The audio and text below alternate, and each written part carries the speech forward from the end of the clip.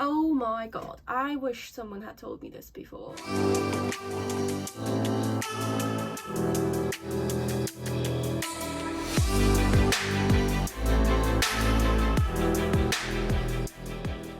Hi everyone, it's Sylva. Nice to see you again. Thanks so much for your feedback for my last video, and also thank you so much for 20,000 followers on Instagram. That's absolutely insane. I started this journey in July. The 10th of July I made my first post, so it's been like 7 months now. I thought to celebrate that and also to reflect a bit on the journey I was on and the struggles I had in the beginning, I wanted to make a video with all the things I wish I knew in the beginning, and that would have made me feel a lot better if I knew that someone more experienced in the hobby would have told me these things. So let's make a video about 10 things that I wish I had known much earlier than this, and some things I had to learn myself. I made a story on Instagram where I asked you guys about your experiences and something you wish you'd have known much earlier. Maniac as I am, I made an Excel spreadsheet and counted the times some topic was mentioned and sorted that.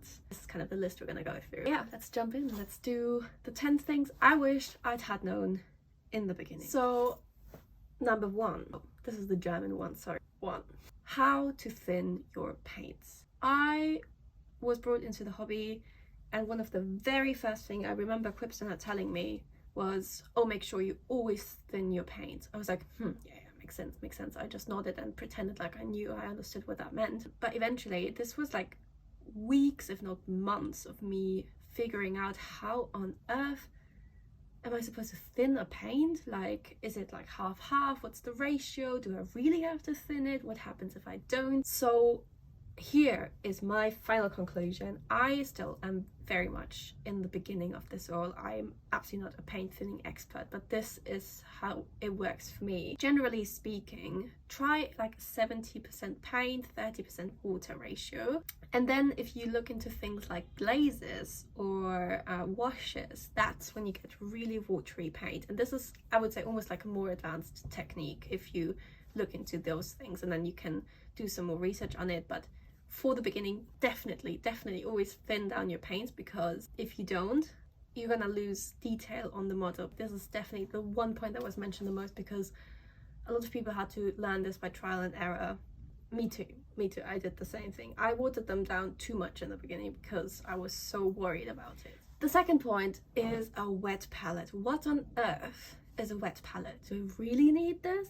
We all started out in the beginning with something that looks like this, but I very quickly got very frustrated with this, because you will notice that if you put your paints on this, they will dry really quickly and you lose a lot of product, and you have to refill it with paint all the time. So that is why people love a wet palette. If you plan on painting an army or anything more than 1 or 2 miniatures, definitely get a wet palette or make one at home. There's so many videos out there. Squidma has an extremely well-known video for wet palettes and how to treat them. Check that out and you won't regret it.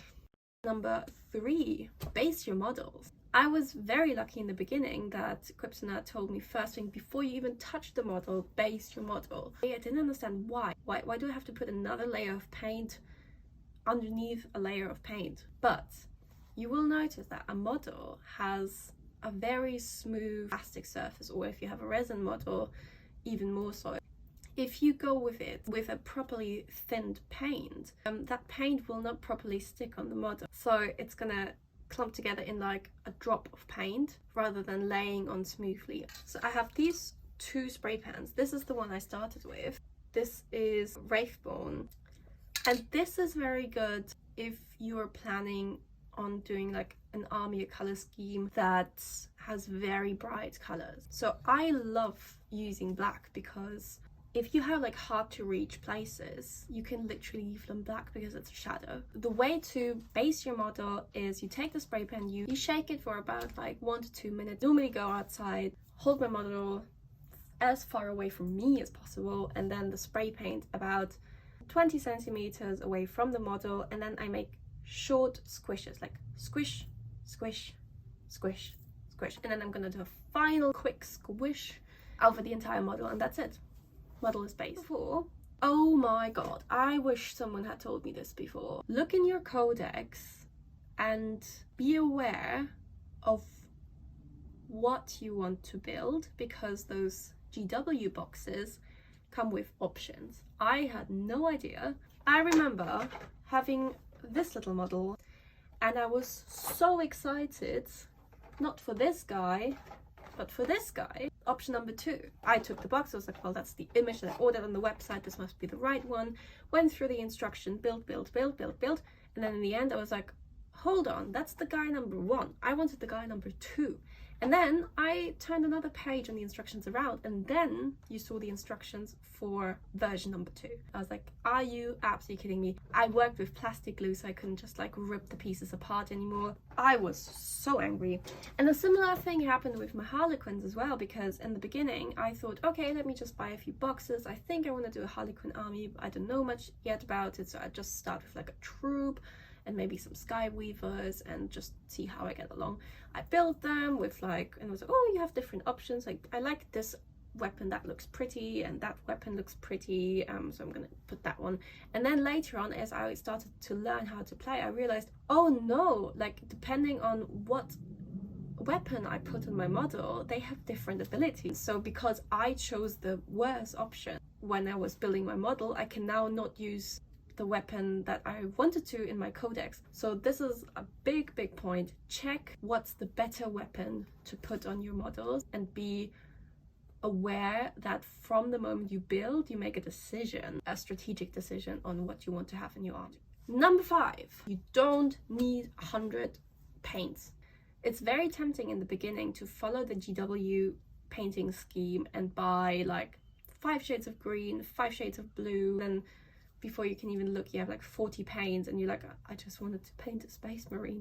Don't need that. If you want to be very accurate with the painting scheme, like, yeah, go buy those paints. But like for any other purpose, you really don't need it. You can mix everything yourself. For the first 5 months that I was painting, and at that point I was doing commissions already, like I had 15 paints max, and that was almost too many. Now I expanded like a bit, and now I have like maybe 20 or 30.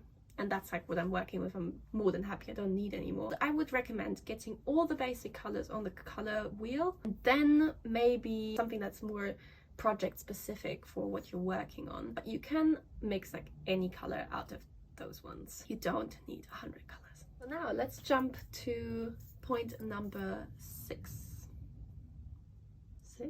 You progress over time. Things like techniques and brush control, knowing how to mix, knowing paint consistencies, things like that, they will come over time. They're not going to be there with your second or third model. It's a journey, and I really didn't want to accept that in the beginning, but I came to the conclusion it really is that way.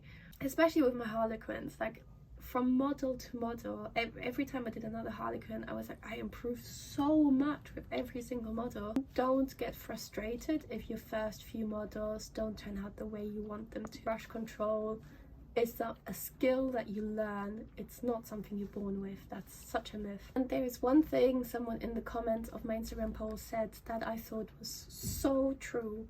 Don't try to paint perfectly. Paint one mini, learn, declare it finished, and move to the next. And that's so true. Like, if you're somewhat near like as a perfectionist as I am, you want every single model to be absolutely perfect. You get caught up in little insignificant details that no one is gonna notice, and you think every single part of the model has to be perfectly painted.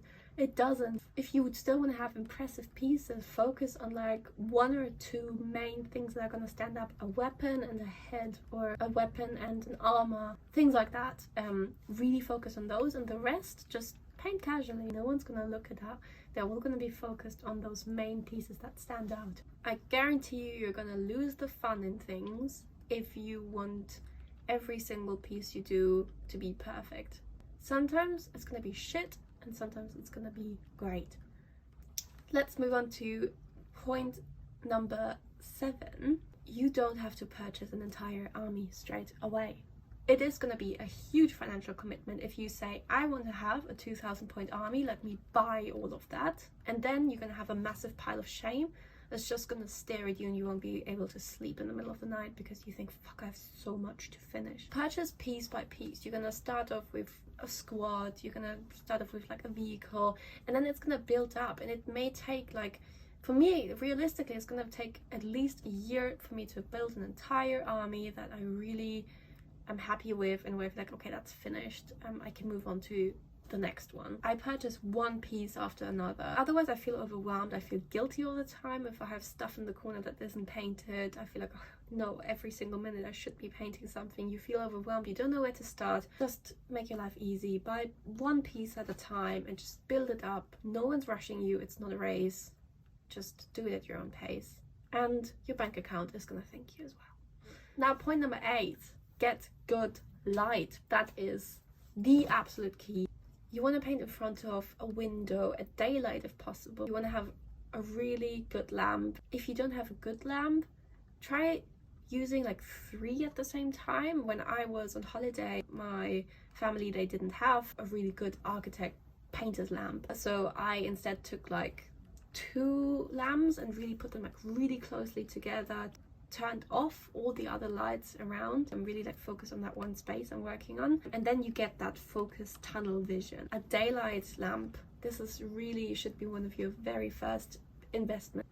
A ceiling light is not gonna do it. You are gonna bawl your eyes out. You're gonna buy things like a magnifying glass that's not gonna make any difference because you realize I still can't see, like the shadows and everything looks the same. A good light is your best magnifying glass, I promise. Point number 9. One thing that I wish someone had told me: you don't have to know the law. I felt in the beginning everybody around me knew everything and I was the weird outsider and I didn't even know where to start. It really is not like that. You can always say like, actually I'm not like big into law, I don't really know about it. It's not weird, it's nothing to be ashamed of. It's really nothing big. Most people I talk to don't know the law really well. It's more like the exception if someone is a law expert. So don't feel like you have to catch up with everything. You're gonna pick up pieces and bits and you'll be fine. It's not a problem if you don't know the law. And then finally, point number 10 was something I wish I had realized much earlier, and something that made my life really difficult, is you are free in what you're doing. I thought with every single bit I was painting, I was like, oh no, is this contradicting the law? Is this weird? Is this like unusual to do? That's what this hobby is all about. You can do whatever you want. If you want to put a Hello Kitty sticker on a Space Marine, do it. You don't have to stick to the law. People love seeing different things, and if anything, it's really, really interesting if you do something that's different, that wasn't there before. You are absolutely free in converting your models. You can put any head or any item on there as you want. You can use green stuff to literally make your own little miniature.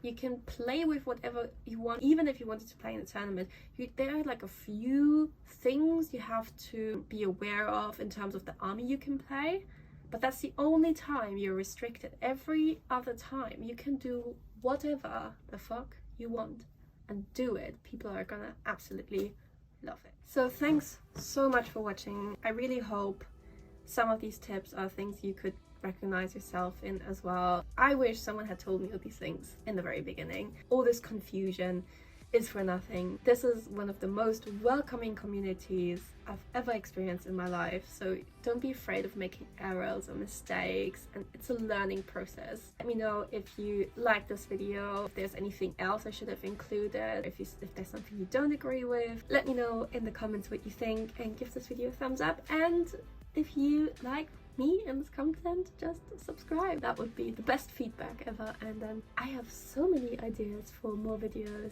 I am just sitting here waiting so I can make them. So subscribe, and I hope to see you soon.